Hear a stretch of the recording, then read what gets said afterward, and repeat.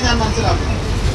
ഓരോ സമയത്തും ഇതിന് അനുകൂലമാണ് എന്ന് തോന്നിക്കുന്ന തരത്തിലുള്ള അഫിഡവിറ്റുകൾ സമർപ്പിച്ചുകൊണ്ട് സുപ്രീം കോടതിയുടെ ഒരു അന്തിമ വിധി അല്ലെങ്കിൽ ഭിന്നശേഷി നിയമനത്തിന് അംഗീകാരത്തിനുള്ള ഒരു പരിഹാരം സാധ്യമാകുന്നതിനെ തടസ്സപ്പെടുത്താനാണ് ഈ സർക്കാർ.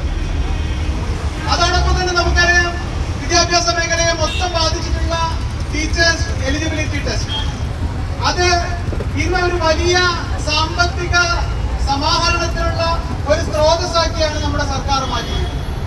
ഇതര സംസ്ഥാനങ്ങളിലൊക്കെ നടക്കുന്ന ഈ ടെസ്റ്റ് പരീക്ഷയെ കുറിച്ചും അതിന്റെ വിജയ ശതമാനത്തെ കുറിച്ചുമൊക്കെ നമുക്ക് എല്ലാവർക്കും അറിയാം.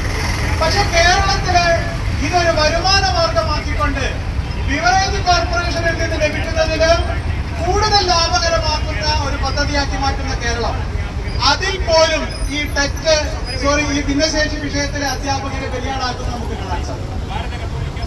നിയമനാംഗീകാരം ലഭിച്ചില്ല അല്ലെങ്കിൽ ദിവസവേതനക്കാരാണ് എന്നുള്ളത് കൊണ്ട് പ്രിയമുള്ളവരെ, നിങ്ങളെ സ്പെഷ്യൽ കേട്ടറ്റ് എന്ന് പറയുന്ന ആ ഒരു പരീക്ഷ എഴുതാനുള്ള അവസരം പോലും ഈ സർക്കാർ നിഷേധിക്കുമെന്നുള്ളൊരു സംശയമാണ്.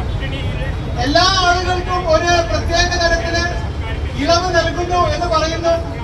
ആ ഇളവ് നൽകുന്ന സമയത്ത് ഭിന്നശേഷി നിയമനം നേടി അതുമായി ബന്ധപ്പെട്ട പ്രയാസങ്ങളിലുള്ള അധ്യാപകരെ മാറ്റി നിർത്തുന്നത് തീർത്തും ഔചിത്യമില്ലാത്തതാണ്.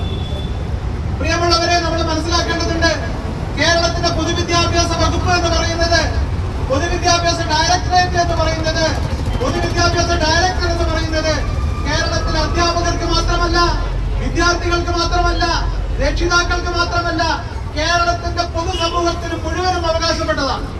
പൊതുവിദ്യാഭ്യാസ ഡയറക്ടറുടെ ഓഫീസ് എന്ന് പറയുന്നത് തൊഴിലാളിക്കും ചുമട്ടുതൊഴിലാളിക്കും മരം കയറുന്നവരും ഡ്രൈവർക്കും എല്ലാവർക്കും അനുഭവഭേദ്യമാവേണ്ടുന്ന ഒരു തസ്തികയാണ്. ആ തസ്തികയിൽ ഇരിക്കുന്ന ഒരാള് ഒരു പരീക്ഷ നടത്തുന്ന സമയത്ത് അത് എല്ലാവർക്കും തുല്യമായ പ്രാധാന്യം നൽകണം. അത് അധ്യാപകന് മാത്രമായ ഒരു പ്രത്യേകതയില്ല, അല്ലെങ്കിൽ അധ്യാപകനാവാൻ പോകുന്ന ആളുകൾക്ക് ഒരു പ്രത്യേകതയില്ല, ദിവസവേതനക്കാരായിരിക്കുന്ന അധ്യാപകന് ഒരു പ്രത്യേകതയില്ല.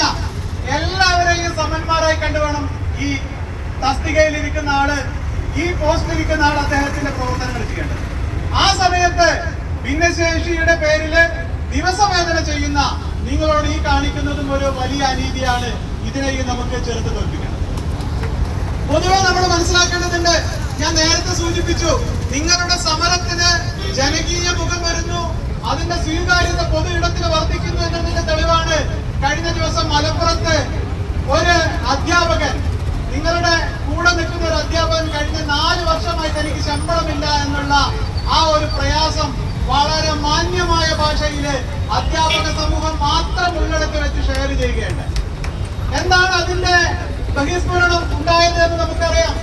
അദ്ദേഹത്തിന്റെ ജീവൻ അപായപ്പെടുത്താനുള്ള ശ്രമമാണ് അധ്യാപകരെന്ന് പറയുന്ന നമ്മുടെ ഇടയിലുള്ള ചില ആളുകളുടെ ചില നീക്കങ്ങൾ.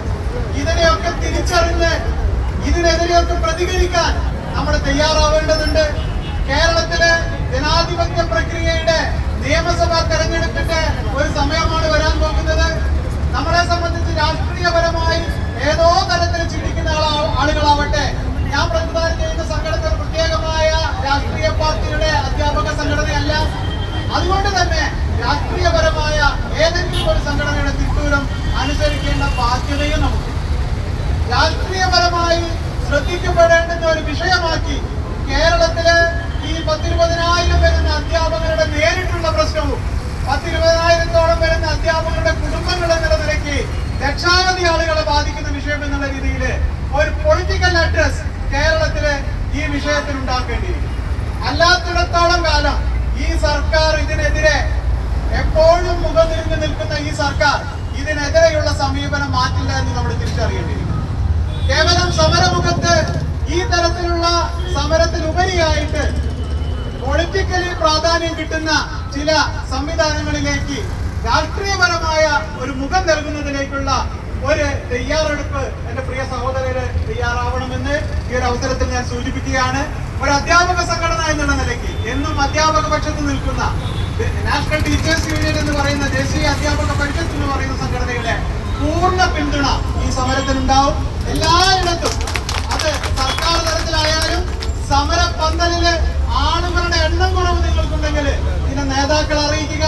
അധ്യാപക പരിഷത്തിന്റെ പ്രവർത്തകര് ചേർന്ന് നിന്നുകൊണ്ട് നിങ്ങളുടെ അംഗസംഖ്യ വർദ്ധിപ്പിക്കാൻ ഞങ്ങളുടെ പതാക ഇല്ലാതെ നിങ്ങളുടെ കൂടെ നിൽക്കുമെന്ന് കൂടി ഈ ഒരു അവസരത്തിൽ സൂചിപ്പിച്ചുകൊണ്ട് എല്ലാ അർത്ഥത്തിലുള്ള ഐക്യദാർഢ്യം പ്രഖ്യാപിക്കുന്നു. എല്ലാവർക്കും എന്റെ നന്ദി, നമസ്കാരം. നന്ദി ശ്രീ അനൂപ് സാർ. നമുക്ക് കാത്തലിക് ടീച്ചേഴ്സ്